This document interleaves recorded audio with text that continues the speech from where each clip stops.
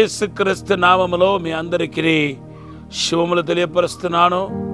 Glory to God, praise the Lord. మీరందరూ బాగున్నారా? మీరందరూ బాగుంటారని ప్రభునందు స్ట్రాంగ్గా నమ్ముతున్నాను. మీకు నూతనమైన మార్గాన్ని దేవుడు తెరవబోతున్నాను మాట్లాడుతున్నాడు. మిమ్మల్ని 2 పాల ఆత్మతో అభిషేకించి వాడుకోబోతున్నాను మాట్లాడుతున్నాడు. మీరు రాబోతున్న దినాల్లో దేవుని చేతుల బహుబలంగా వాడబడబోతున్నారు. ఆయన కృప, మహిమ, శక్తి, బలము మిమ్మల్ని ఆవరించబోతుంది. మీ కొరకు ఆకాశ వాకిట్లు విప్పి దేవుడు మిమ్మల్ని ఉన్నతంగా దీవించబోతున్నాను మాట్లాడుతున్నాడు. మీరు కనిపెట్టండి, ప్రార్థనలో నిలకడగా ఉండండి. దేవునికి అసాధారణమైన అద్భుతమైన కార్యాన్ని మీరు చూడబోతున్నారు. ఈరోజు ప్రభు మీకు ఇచ్చిన వాగ్దానం యెషయా గ్రంథం 22వ అధ్యాయం 22వ వచనాన్ని దేవుడు వాగ్దానముగా ఇస్తున్నాడు.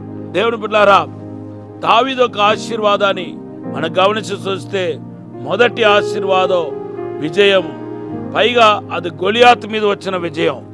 గొలియాతును జయించడానికి దావీదు కొన్ని మెషర్మెంట్ని పాటించినట్టుగా మన పరిశుద్ధ గ్రంథంలో చూస్తున్నాం. మనం కూడా దావీదును ఒక మాదిరిగా దేవుడు ఉంచి ఉన్నాడు. బైబిల్లో దేవుడి తర్వాత ఎక్కువ శాతం ఎవరి గురించి రాయబడి ఉందంటే దావీదు గురించి రాయబడి ఉంది. కనుక దావీదును మనకు మాదిరిగా ఉంచాడు, అనేక విషయాల్లో మాదిరిగా ఉంచాడు అని మనం చెప్పవచ్చు అనమాట. దావీదు 1-2 పొరపాట్లు తప్ప ఏ ఒక్క తప్పు చేయలేదని పరిశుద్ధ గ్రంథంలోనే రాయబడి ఉంది.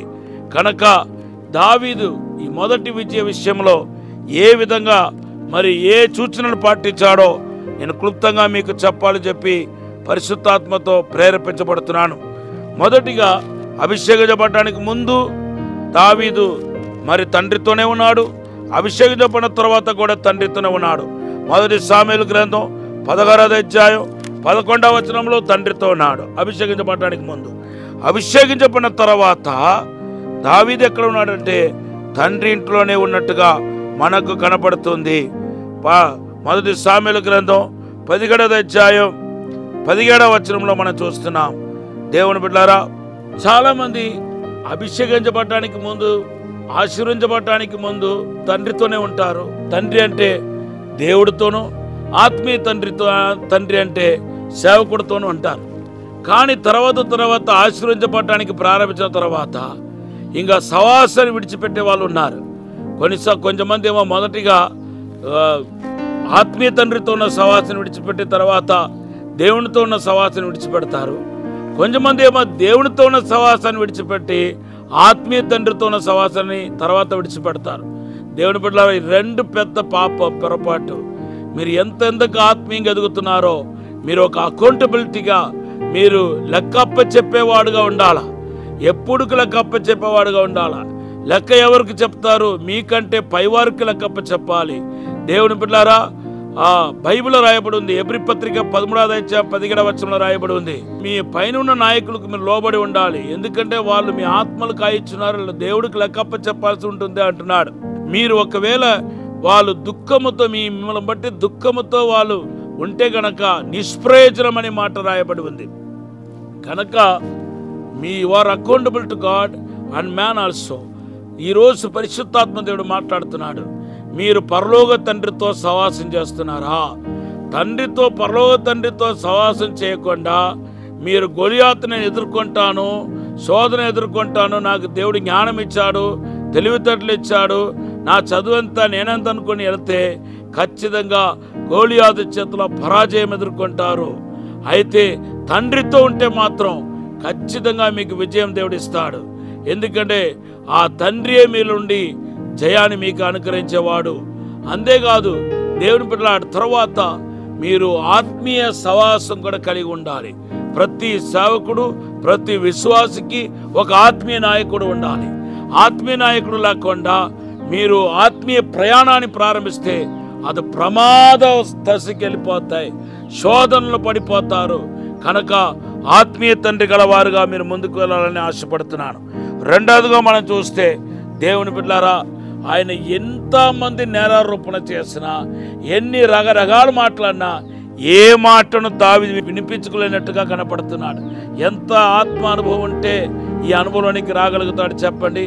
ఎంత అభిషక్తులైనా సరే ఇతరులు ఏమనుకుంటున్నారో అదే విని దాని గురించి ఆలోచిస్తా బాధపడతా దిగులు పడుతూ ఉన్న వాళ్ళు ఉన్నారు. 1 సామెయలు గ్రంథం 17వ అధ్యాయం 28వ వచనానికి వచ్చేసరికి ఆయన సొంత సహోదరులే ఆయనకు విరోధంగా మాట్లాడుతున్నారు, ఆయన మీద నేరారోపణ చేస్తున్నారు, నిందలు మోపుతున్నారు. దాన్ని లెక్క చేశాడా? అసలు లెక్క చేసినట్టుగా మన పరిశుద్ధ గ్రంథంలో కనబడట్లేదు. దేవుని బిడ్డలారా, వాళ్ళ మాటలు ఏ మాత్రము దావీదు హృదయంలోనికి సొరపడలేదు, వారిని ఎంత మాత్రం దావీదుని అఫెక్ట్ చేయలేదు. దాన్ని అసలు లెక్క చేయకుండా చెవులు మూసుకున్నట్టు మనకు కనపడుతుంది. తర్వాత రెండవదిగా మనం చూస్తే సౌలు దగ్గరకు వస్తే మరి సౌలు కూడా నిరుత్సాహపరిచే మాటలు, నువ్వు యుద్ధం చేయలేవు, వాడితో పోరాడలేవు, గొలియాతు అన్నవాడు బాల్య నుండి యుద్ధ వీరుడుగా ఉన్నాడు, నువ్వు వెళ్ళలేవు అన్నట్టుగా మాట్లాడుతున్నాడు. 1 సామెయలు గ్రంథం 17వ అధ్యాయం 33-34లో మనకు కనపడుతుంది. ఆ మాట లెక్క చేశాడా? ఆ మాట కూడా లెక్క చేయలేదు. తర్వాత గొలియాతు దగ్గరకు వస్తే గొలియాతు ఇంకా మిదిమించిపోయి దేవుని బిడ్డలారా ఆ దావీదు మీద శాపనార్థమైన మాటలు పలుకుతున్నాడు. ఆడు దేవత పేరిట శపించాడని 1 సామెయలు గ్రంథం 17:43లో రాయబడి ఉంది. సౌలు ఎంత క్రూరంగా భయంకరంగా మాట్లాడినా, భయక్రాంతుడిగా చేసినా ఏ మాత్రము మరి దావీదు గొలియాతు ఒక మాట లెక్క చేయలేదు. మనం చూస్తున్నాం. ఆయన ఆత్మ ఏం చెప్పిందో, నువ్వు ఇప్పుడు వెళ్ళవద్దు, ఇంకా కొంచెం నేర్చుకొని వెళ్ళని చెప్పిందా? లేకపోతే నువ్వు గెలవలేవని చెప్పిందా? నీ సహోదరులే గెలవలేకపోయారు, ఇశ్రాయేలు సైన్యమే గెలవకపోయింది, నీకు ఎందుకే వచ్చిన గొడవ? నీకు మీ తండ్రి అప్పచెప్పిన పనిని చేసుకుని వెళ్ళిపోవచ్చు కదా అని చెప్పిందా అనేది మనకు తెలియదు. ఒకవేళ మరి ఆపోజిట్గా నెగటివ్ థాట్స్ వచ్చి ఉంటే కూడా దాన్ని కూడా జయించాడనే చెప్పాలా. ఈరోజు పరిశుద్ధాత్మ దేవుడు మీ అందరితో మాట్లాడుతున్నాడు. మీరు జయించాలంటే రెండవ సూత్రాన్ని మీరు పాటించాల్సిందే. అన్నిటికి పైగా మీరు అభిషేకించబడాలి, ఆత్మతో నింపబడాలి.